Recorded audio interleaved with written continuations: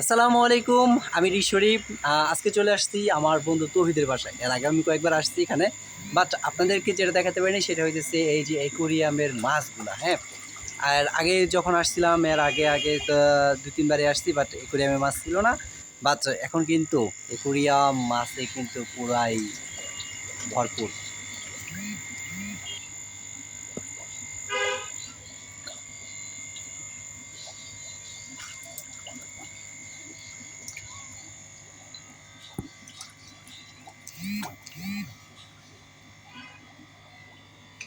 কই ক্যাপ কি কাপ?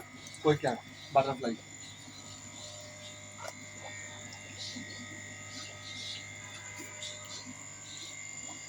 বাহ, অনেক সুন্দর তো।